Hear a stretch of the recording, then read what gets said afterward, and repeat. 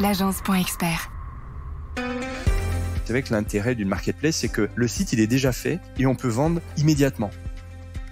Quand tu crées ton site e-commerce, personne ne le connaît au démarrage. Donc, il y a la mise en place de la boutique et puis après, il y a un travail de ce qu'on appelle d'acquisition de trafic, c'est-à-dire qu'il faut faire venir les visiteurs sur le site. Quand tu vends sur une marketplace, tu œuvres pour faire en sorte que la marketplace, elle capitalise. C'est-à-dire que la marketplace, elle acquiert des clients, elle acquiert de la notoriété, mais pas toi. Mais la marketplace, ce qu'elle va apporter, c'est le trafic immédiat. Seul, on va plus vite. Ensemble, on va plus loin. Je suis Rudy Brovelli, passionné par l'entrepreneuriat et fondateur de l'agence.expert, une agence de communication spécialisée auprès des experts comptables. Avec le podcast Place à l'expert, j'ai le plaisir d'échanger tous les mois avec un expert dans son domaine d'activité. Un expert comptable, un notaire, un avocat, un assureur et bien plus encore. Mon objectif est de nous apporter un maximum de solutions et d'astuces pour faciliter et pour améliorer notre quotidien d'entrepreneur. Ensemble, grâce aux conseils de nos experts, faisons décoller notre business. Et tout de suite, place à l'expert.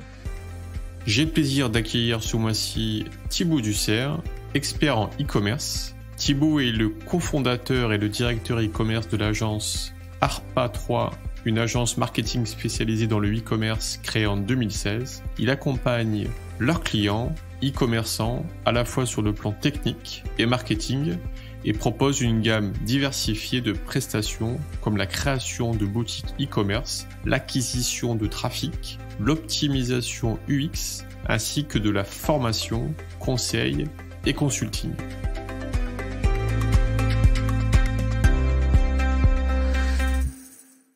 Eh bien, écoute Thibaut, merci beaucoup d'avoir accepté mon invitation. Bonjour Rudy, avec plaisir. Le plaisir est partagé. J'ai souhaité, moi, ta participation à Place à l'expert pour nous donner tes conseils pour bien se lancer dans le e-commerce. En effet, c'est un marché en augmentation constante qui affiche un chiffre d'affaires pour 2023 de près de 147 milliards d'euros, soit une augmentation de 14% par rapport à l'an passé.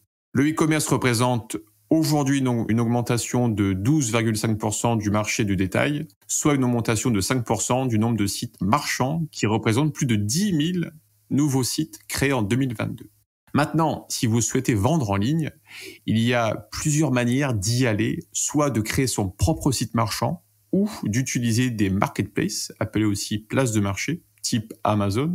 Comme tu l'as compris Thibaut, on a besoin de tes conseils, on a besoin de tes astuces pour comprendre le mécanisme du e-commerce. Comment tu souhaites aborder cet épisode ? Alors, effectivement, les marketplaces, c'est quelque chose qu'on entend de plus en plus parler. Alors, celui qui a le plus le vent en poupe et qui a fait connaître ça, bien sûr, c'est Amazon, que tout le monde connaît. Et pour pousser encore un peu plus de chiffres, en 2022, Amazon, c'est 514 milliards de dollars. Donc, on s'aperçoit bien que c'est normal que ça soit prépondérant dans notre quotidien. Amazon, c'est devenu aujourd'hui un peu comme un Google, c'est-à-dire que on cherche un produit. Je pense qu'il y a beaucoup de personnes qui cherchent pas sur Google, ils ouvrent Amazon, ils cherchent le produit, ils l'achètent, le lendemain ils l'ont. Et c'est vrai que c'est vraiment rentré dans notre quotidien d'achat sur Internet. Et c'est normal que aujourd'hui, quand on veut faire de la vente par le biais d'Internet, on se pose la question de se dire, est-ce que je vends sur Amazon ou est-ce que je crée mon propre site de vente en ligne ? Et c'est vrai que je pense que ce qui peut être intéressant déjà, c'est de bien définir ce qu'on entend par site e-commerce et ce qu'on entend par marketplace, puisque finalement, on peut aussi avoir un site e-commerce qui va devenir une marketplace pour certains commerçants. Enfin, voilà. Donc, une petite définition rapide. Le site e-commerce, c'est je suis commerçant, je vends mes produits ou mes services d'ailleurs via mon propre site internet. Donc, c'est moi qui crée le site ou une agence. Enfin, je peux me faire accompagner, mais en gros, c'est moi qui crée le site. Je mets mes produits et c'est moi qui m'occupe de tout de A à Z. Donc, la mise en ligne du site, prendre les photos, le paiement, la livraison, etc., etc. Et une marketplace, finalement, c'est un site qui est déjà existant, sur lequel je vais venir créer un compte et je vais mettre mes produits en vente. Et donc là, je vais finalement m'insérer sur un site de e-commerce dans lequel il y a déjà beaucoup de marchands et je vais mettre mes produits à disposition des visiteurs de ce site internet et puis je vais m'appuyer en fait sur la plateforme de cette marketplace pour faire les ventes. Ok, donc si je comprends bien, sur la marketplace, la différence, c'est que le site est déjà en place, les paiements, c'est déjà en place, la livraison, c'est déjà en place ou pas? Tout à fait. C'est exactement ça. La marketplace, elle va apporter tout un panel de services.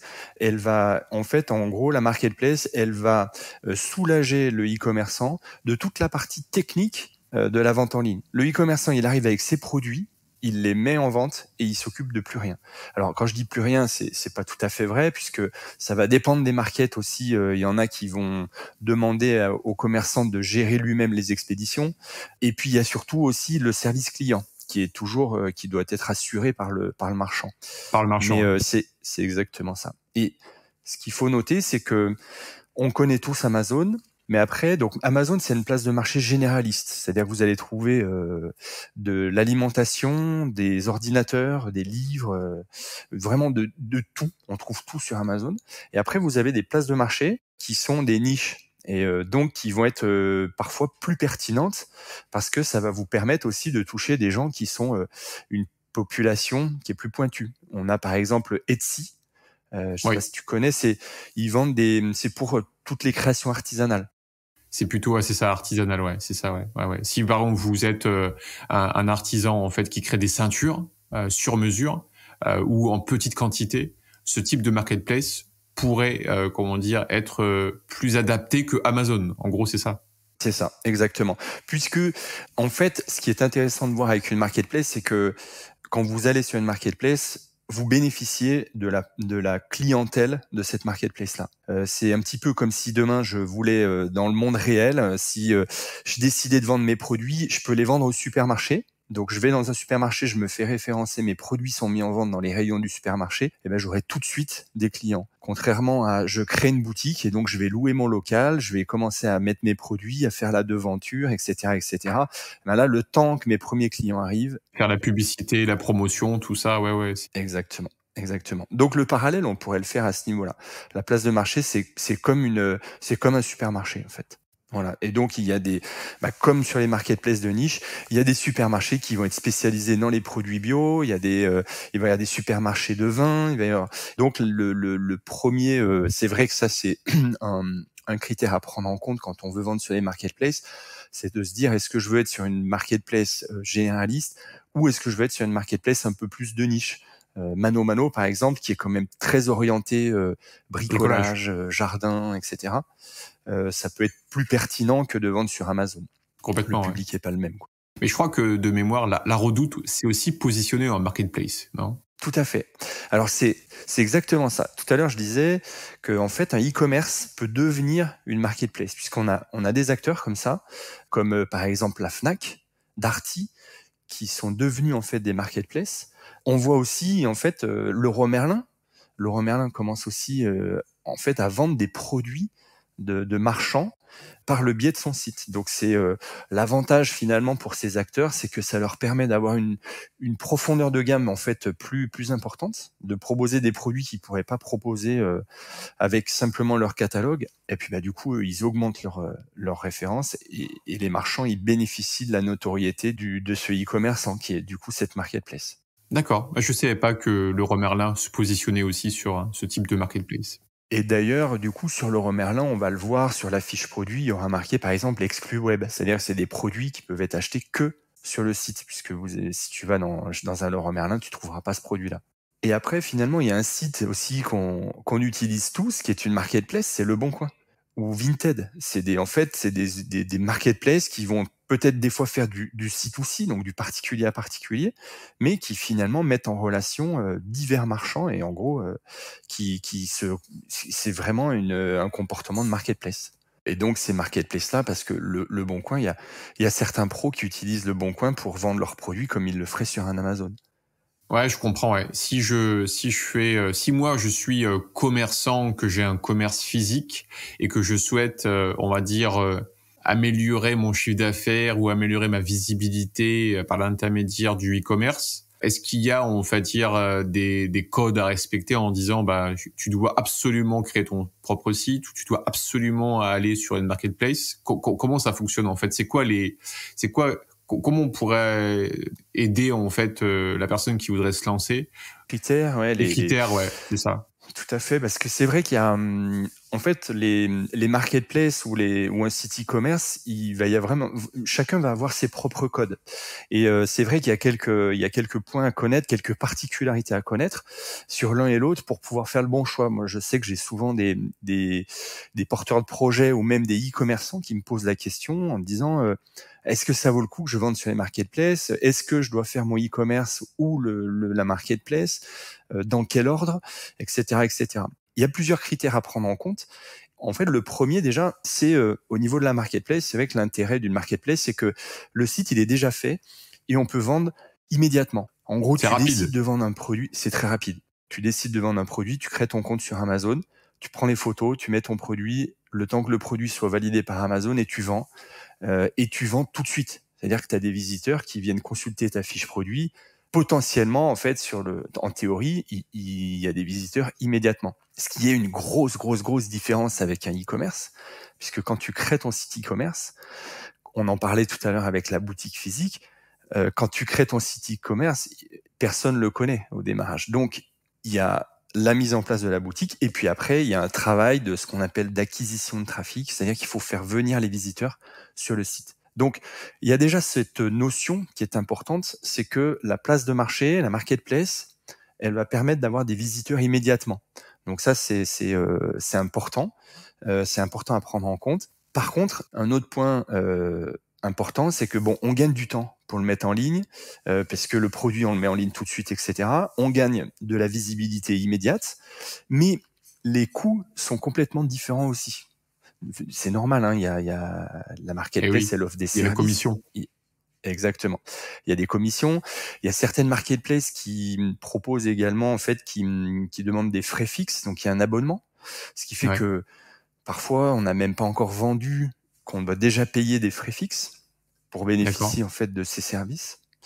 Et il peut s'avérer que en fait la marketplace, à l'usage, plus le chiffre d'affaires, en fait, plus les ventes vont augmenter, plus ça va être coûteux.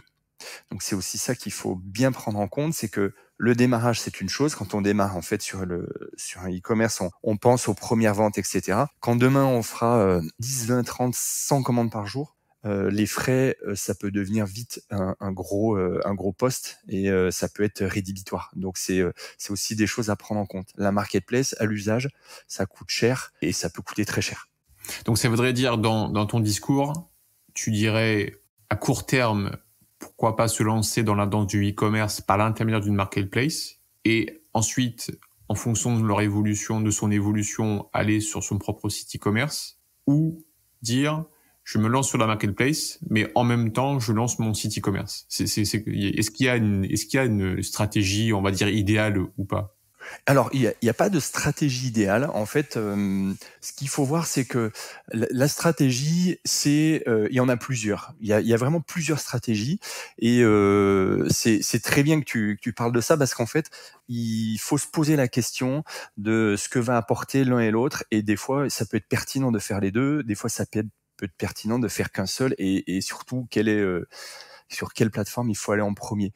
Moi, j'ai des clients qui décident de lancer un marché et qui, du coup, vont vendre sur les marketplaces en premier pour voir s'il y a une traction, si le produit y plaît. Donc, ils vont tester un product market fit, en gros, et puis ils vont voir si le produit se vend. Et si ça se vend bien sur la market, après, ils vont se dire, ok, la demande est là, derrière, je crée mon e-commerce. Alors, c'est intéressant, ça. T'entends quoi par ça se vend bien? C'est quoi pour toi, ça se vend bien? C'est 10 commandes par jour? C'est 100 commandes par jour? C'est quoi? Ça va dépendre vraiment ça va dépendre du type de produit. Sur les markets, il y en a qui vont faire plusieurs dizaines de ventes par jour. Il y en a d'autres, ils vont avoir une vente par semaine, ça leur suffira, parce que peut-être que c'est des produits qui sont un peu coûteux. Exactement.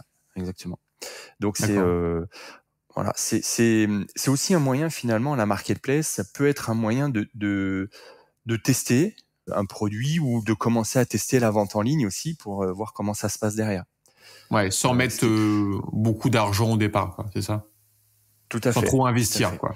C'est ça. Alors après, finalement, on aurait un peu le pendant en e-commerce parce qu'il y a la possibilité aussi de créer son site e-commerce sans avoir de gros investissements de départ, avec des D'accord. plateformes qui sont simples de mise en œuvre et donc qui permettraient de créer son propre site e-commerce de façon très facile et pour pouvoir en fait pareil tester un marché. Mais la marketplace, ce qu'elle va apporter, c'est le trafic immédiat.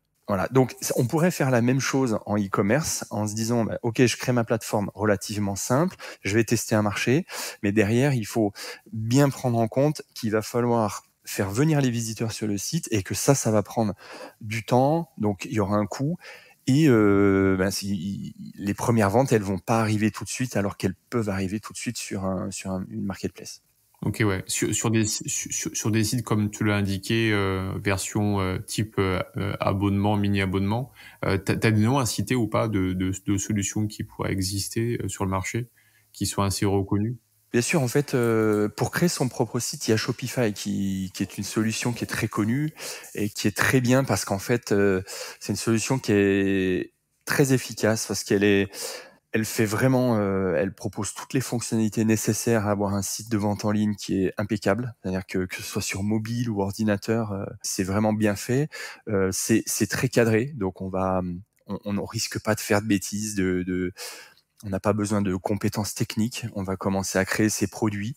On va choisir un thème qui nous plaît et puis on va commencer à pouvoir vendre en ligne de façon assez simple. Donc Shopify, c'est une bonne solution pour ça, par exemple. Après, il y a pour créer son site de vente en ligne. Après, pour quelqu'un qui va vouloir quelque chose d'un peu plus personnalisé, il pourra prendre des solutions comme PrestaShop ou WooCommerce, qui est le côté e-commerce de WordPress.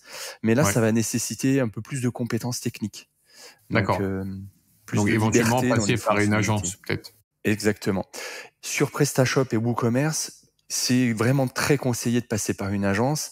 Alors après, il y en a certains qui sont à l'aise avec l'informatique, ils vont pouvoir se débrouiller, ils vont pouvoir commencer à mettre en place une boutique qui sera fonctionnelle.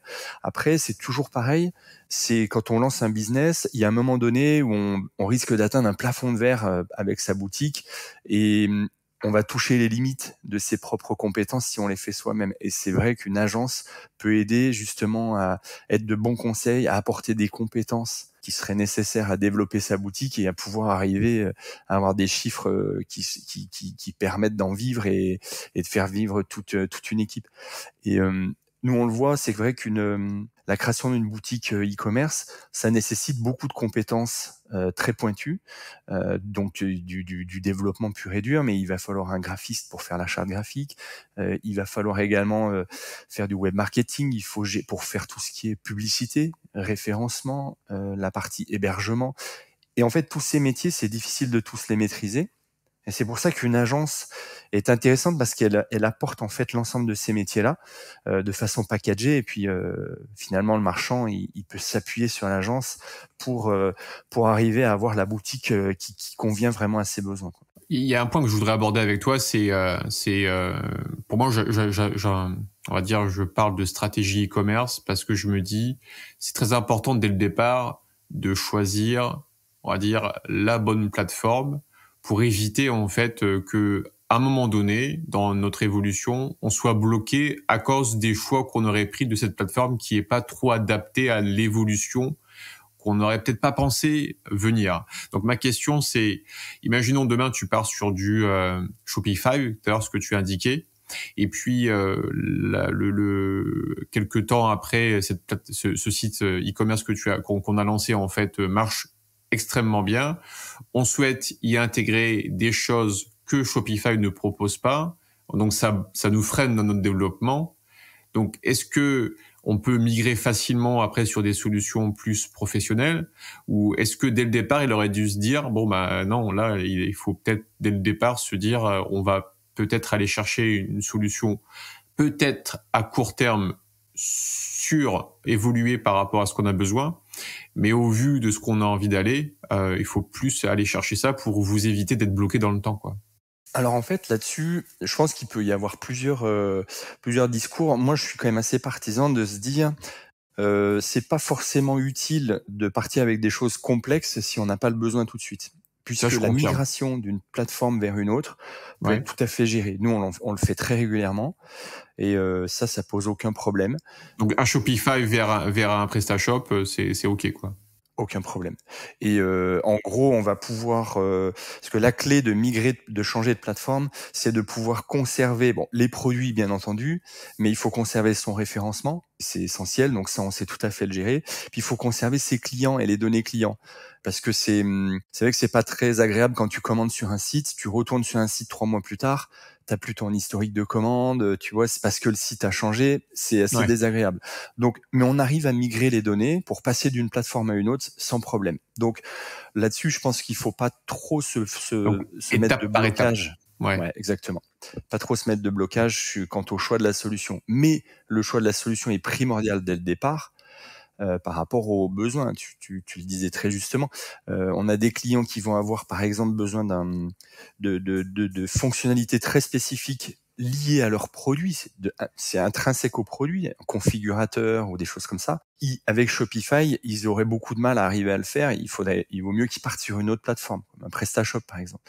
Et donc là, dès le début, il faut qu'ils fassent le bon choix. Pas qu'ils commencent à essayer de le faire avec Shopify, puis finalement, ils essayent, ils n'y arrivent pas, il y a une mauvaise expérience utilisateur, et au final, tout ce qu'ils ont fait, il faut le mettre à la poubelle et repartir sur une autre plateforme. Donc, c'est vrai qu'il y a une notion de conseil avant de se lancer pour faire le choix de la solution technique qui est important.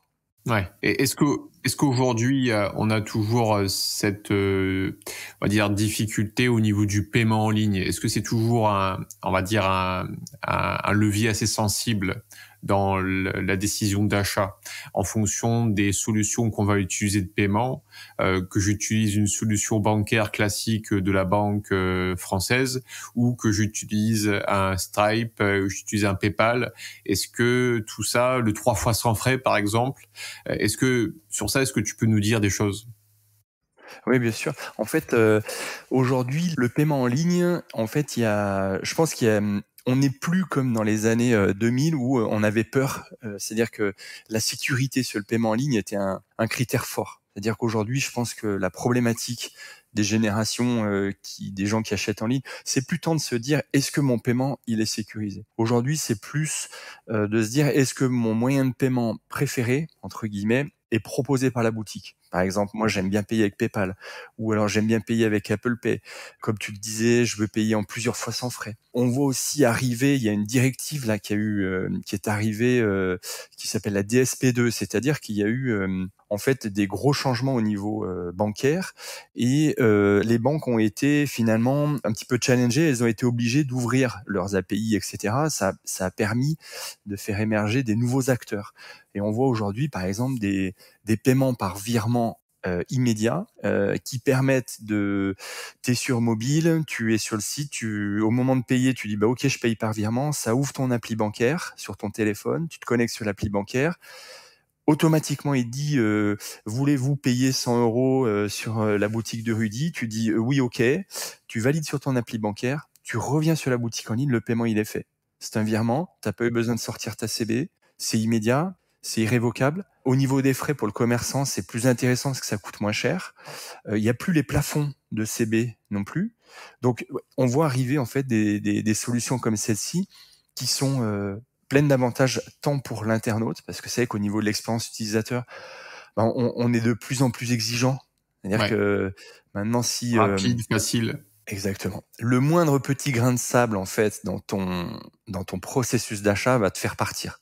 Alors, on est de plus en plus éduqué aussi, et on a l'habitude d'avoir des sites qui sont de mieux en mieux faits. Et du coup, dès que tu tombes sur un site qui va être compliqué sur mobile, ça rend pas bien, t'arrives pas à lire, tu te poses pas la question, tu réfléchis même pas, tu pars, tu vas ailleurs. En fait, ça revient à cette histoire de Amazon, j'en parlais tout à l'heure. Amazon, ils ont en fait éduqué tous les internautes en se disant moi le paiement je veux pas le payer, la livraison je veux pas la payer, et je veux être livré demain, et je veux être livré dimanche. Et en gros, maintenant c'est devenu la norme. Et c'est vrai qu'on a du mal à se dire quand je commande, je vais attendre mon produit une semaine. Il va falloir mais alors la livraison c'est compliqué, etc., etc. Amazon, il a vraiment cette vision de dire il est orienté vers l'utilisateur final. Donc il fait tout pour simplifier le travail d'utilisateur final. Donc voilà, au niveau du paiement, c'est vrai qu'il y a beaucoup d'évolutions. On en a aussi sur la livraison. Et c'est tous ces points qui font que quand on met en place un site de e-commerce, il faut être effectivement bien conseillé parce qu'il y a beaucoup de solutions qui existent et il faut choisir la bonne. Et c'est, pour rebondir sur les marketplaces, c'est vrai que c'est aussi finalement un des intérêts d'une marketplace, ça va être de bénéficier des solutions de paiement en place de la marketplace. On n'a pas à se soucier de ça. Par contre, si tu veux par exemple proposer un paiement plusieurs fois et que la marketplace sur laquelle tu veux vendre ne le propose pas, tu es obligé de te plier finalement à ce que la marketplace met en place et tu es obligé de subir entre guillemets ce que la marketplace propose. T'as pas le choix. Ah, je comprends, ouais. Et tout à l'heure, tu parlais justement des livraisons. Donc, moi, je l'ai compris, sur une marketplace, la livraison peut être gérée par la marketplace ou pas. Tout à fait. Et si le commerçant doit gérer lui-même, le marchand doit gérer lui-même la livraison, c'est quoi aujourd'hui les bonnes pratiques d'une livraison avec une expérience utilisateur la plus optimisée possible, même si on n'est pas Amazon, quoi. Alors, au niveau de la livraison, ce qu'il faut proposer, idéalement, c'est finalement un peu comme le paiement. Aujourd'hui, il faut proposer du choix. Il faut proposer du choix à l'internaute, c'est-à-dire qu'il va falloir lui proposer soit d'avoir une livraison qui est rapide, soit une livraison économique, et aussi une livraison point relais. Alors, point relais, le gros avantage, c'est qu'en fait, c'est vrai qu'aujourd'hui, avec les métiers qu'on a, se faire livrer chez soi, si on n'y est pas la journée, c'est peut-être compliqué. Le facteur, il est passé, faut qu'on aille à la poste, mais quand on veut y aller à la poste, elle est fermée. Enfin, c'est compliqué. Donc, le point relais, c'est un gros avantage, c'est qu'on peut se dire, ok, je vais me faire livrer dans la grande surface qui est près de chez moi, qui ferme à 20h, je passe devant. C'est hyper confortable. Donc, il faut un minima, je dirais, ces 3 types de livraison-là. Et ça, le consommateur est prêt à payer si on veut l'express. Il est prêt à payer plus cher. Oui. Et c'est justement aujourd'hui, en fait, c'est vrai que la livraison, c'est une vraie valeur ajoutée. Hein, on a tendance à pas s'en rendre compte, mais aujourd'hui, on a du mal à payer de la livraison. Ça, c'est clair. C'est quelque chose qui nous fait très mal. Hein. C'est pour ça que beaucoup de e-commerçants disent livraison gratuite, alors qu'en fait, elle n'est pas gratuite. Hein. Elle est incluse dans le prix du produit. Mais en fait, on devrait changer de comportement là-dessus, dans le sens où il faut arriver à comprendre la valeur qu'apporte la livraison. Puisque quand on prend sa voiture, on va au magasin, on paye le parking, le coût de l'essence, etc., les frais de livraison, ils sont largement amorti quand on achète sur Internet. Donc ça, c'est vraiment un point. Aujourd'hui, les gens n'aiment pas payer la livraison, mais malheureusement, c'est une vraie valeur. Donc après, le commerçant doit vraiment mettre en avant les éléments forts de son mode de livraison. Comme tu disais, le fait que ce soit express, on est prêt à le payer. Tu veux être livré demain avant 13h, oui, mon produit, j'en ai besoin. Je suis prêt à le payer, j'ai une vraie valeur. Par contre, j'en ai pas besoin, mon produit il va être livré dans une semaine, là je paye pas, ou j'ai un petit forfait. Après, les frais de port, c'est aussi un excellent moyen marketing pour faire un peu de l'upselling, pour augmenter le panier moyen, avec la mise en place par exemple de Franco de port, en disant mon panier moyen il est à 50€. Je définis mon frais de port, je vais mettre un franco à 60€ par exemple, et puis je vais voir si mon panier moyen il augmente, parce que psychologiquement, on préfère rajouter un produit à 10€ dans son panier pour bénéficier de la livraison gratuite que de payer 10€ de frais de port. Donc c'est un excellent moyen marketing finalement pour arriver à piloter un petit peu son business. Et comment tu fais pour faire revenir les gens? En fait, je commande une fois. Est-ce que il y a sur la marketplace, est-ce que la marketplace ça le gère elle-même, ou est-ce que toi tu dois créer à partir de ta base client que tu te constitues, que ce soit sur une marketplace ou sur ton propre site e-commerce, des envois d'informations, alors qui peut être soit généralistes ou soit qui peuvent être au cas par cas? Parce qu'aujourd'hui on parle beaucoup de personnalisation. Si j'ai commandé par exemple je vends des vélos et que la personne a commandé un vélo pour enfant, je vais pas lui envoyer une pub pour qui commande un vélo pour un adulte par exemple. Donc comment tout ça se gère? Alors en fait tu mets le doigt sur un point qui d'après moi est crucial dans le choix de vendre sur une marketplace ou sur son e-commerce, c'est le côté finalement image de marque et la propriété des clients. C'est-à-dire que quand tu vends sur une marketplace, les clients ne t'appartiennent pas. C'est-à-dire que tu peux pas communiquer avec eux, sauf si c'est lié à la commande qu'ils viennent de passer. Mais tu peux pas, si tu vends sur Amazon, tu peux pas dire et tu m'as commandé un vélo, tiens, j'ai une promo sur des pneus, est-ce que tu es intéressé? Tu D'accord. peux pas les contacter, tes clients. C'est pas possible. Ils t'appartiennent pas. Donc ça, c'est un point qui est très très important. C'est qu'en fait, quand tu vends sur une marketplace, tu œuvres pour faire en sorte que la marketplace, elle capitalise. C'est-à-dire que la marketplace, elle acquiert des clients, elle acquiert de la notoriété, mais pas toi. C'est-à-dire que toi, t'as aucune notoriété, puisqu'en fait, quand tu achètes sur Amazon, le marchand, son nom, tu le connais pas. En fait, oui, à la fin, tu dis j'ai commandé sur Amazon. J'ai pas commandé sur vélo.com, j'ai commandé sur Amazon. Exactement. Donc, tu n'as aucune existence, à moins de s'appeler Apple. Hein. Et encore, tu commandes parce que Apple, du coup, vend sur Amazon depuis quelques années. Si tu commandes un iPhone sur Amazon, tu sauras pas si tu l'as acheté chez un revendeur agréé ou sur sur Apple officiel d'Amazon. Donc, en fait, ça, c'est hyper important à prendre en considération. Quand on parlait tout à l'heure, quelle est la bonne stratégie entre vendre sur les markets ou vendre sur son propre e-commerce, c'est quand on lance une marque, si on vend via les marketplaces, on ne pourra pas développer son image de marque. Donc c'est crucial parce que on peut faire 10 ans de marketplace, les gens ne connaîtront pas la marque. Donc c'est quelque chose qui est vraiment à prendre en considération. Donc ils connaîtront pas la marque et surtout pas de fichier client. Ben oui, la donnée, ouais. Ce qui est une vraie valeur dans une entreprise. Donc pas de newsletter aux clients, pas de fidélisation, pas de relance de panier abandonné. Tout ça, en fait, c'est la marketplace qui va le gérer pour le compte du commerçant. Mais qu'est-ce qu'elle va pousser à ce client-là, en fait? Elle va lui pousser des produits de mes concurrents qui sont aussi sur la marketplace, pas forcément les miens.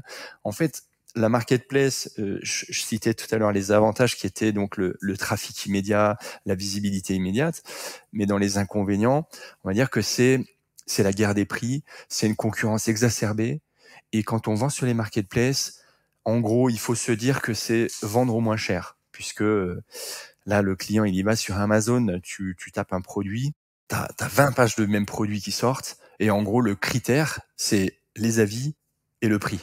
Après, que ce soit telle marque ou telle autre marque, tu t'en moques. Donc c'est hyper important à prendre en considération, c'est que la marketplace ne permettra pas de développer son image de marque et ne permettra pas de créer un fichier client. Donc le e-commerce, pour ça c'est un gros avantage, c'est que tu as la main totalement sur ton image de marque, sur l'expérience utilisateur, sur ton fichier client. Et ça c'est essentiel, puisqu'en fait le e-commerce, en gros, on va dire qu'il y a 3 phases. Hein. Il y a faire venir le visiteur sur le site, faire en sorte qu'il achète, et après c'est de le faire revenir. Et en gros, sur une marketplace, tu fais venir le visiteur, ça c'est bon, il va acheter, mais par contre derrière, tu peux pas le faire revenir, tu peux pas le fidéliser, et il va pas racheter ton produit. Et donc il y a tout ce pan-là qui manque et qui est vraiment qui est vraiment important et qui est pas à négliger, quoi. Ah, je comprends très bien. Ouais. Ok, super. Si tu aurais le mot de la fin, ce serait lequel? Je pense que il faut considérer les deux. Vendre sur une marketplace, ça peut être pertinent, par exemple, pour déstocker. On parlait tout à l'heure, lancer un produit, ça peut être une idée, mais ça peut être pertinent de se dire, je crée mon e-commerce, je vends également sur les marketplaces, par exemple, pour vendre des fins de série. Je crée mon e-commerce pour gérer mon image de marque, gérer mon SAV, les relations avec mes clients. Je pense qu'en gros, il faut vraiment se poser et vraiment peser le pour et le contre de toutes les différentes les avantages et inconvénients de l'un et l'autre. Mais je dirais qu'il n'y a pas de solution idéale. Le mot de la fin serait finalement de dire, il n'y a pas, il faut vendre sur une market ou il faut vendre sur son site e-commerce. Il y a vraiment plusieurs stratégies à adopter. Il faut vraiment être très clair sur à qui je veux vendre, où j'en suis dans la création de ma marque et de quelle façon je veux vendre. Est-ce que les prix, je veux faire au moins cher ou est-ce qu'au contraire, je veux augmenter la valeur? Voilà, il y a une vraie stratégie à définir et à travailler là-dessus. Et donc, de ne pas hésiter à se tourner vers des gens qui sont spécialisés là-dedans, des agences ou autres, ou de se documenter et de bien regarder dans les marketplaces, bien lire aussi entre les lignes, parce que c'est, par exemple, Amazon, ce qui peut arriver, c'est qu'il y a un litige. Par exemple, supposons qu'il y a un litige quel qu'il soit, Amazon ou d'autres places de marché, ils peuvent décider de bloquer les paiements, par exemple. Et du coup, ça peut être vital pour une petite entreprise. Des fois, ça peut être compliqué parce que ils te doivent de l'argent, mais il y a un souci parce qu'il y a un problème de qualité du produit, il y a un litige avec un client ou autre. Eux, ils ont une force de frappe qui fait que ils vont peut-être geler les paiements et puis toi, tu vas être handicapé par cette partie-là. Donc voilà, c'est vraiment des choses. Faut se dire que la marketplace, c'est très bien, il y a beaucoup d'avantages, mais on maîtrise pas en fait la solution. Donc on est très dépendant d'eux, alors que le e-commerce, on est totalement libre, on fait ce qu'on veut, mais il y a plus d'efforts et plus de ressources à mettre au départ, mais sur le long terme, ce sera payant. Ok, top. Ah, super. Écoute, merci beaucoup Thibaut pour ces conseils. Avec plaisir, c'est un régal. Et je pense qu'il y a encore beaucoup à dire sur le e-commerce parce que ça ne fait que commencer. Complètement. On n'a pas parlé de m-commerce, même si on en a un peu parlé, mais il y a encore beaucoup à faire. Commerce connecté, etc. Donc je pense qu'il y a de quoi faire. Merci, merci. Avec plaisir, Rudy. À bientôt. Bye bye. À bientôt. Si cet épisode vous a plu, partagez-le autour de vous et mettez 5 étoiles pour aider d'autres entrepreneurs dans leur activité. Pour aller plus loin, faites-vous accompagner par des experts. Quant à moi, j'aurai le plaisir d'accueillir le mois prochain Franca Lombard, experte en médiation. Elle nous donnera ses conseils, ses astuces pour mieux gérer nos conflits dans nos entreprises. Cet épisode vous intéresse, je vous donne rendez-vous le mois prochain. En attendant, prenez soin de votre entreprise. Bye bye.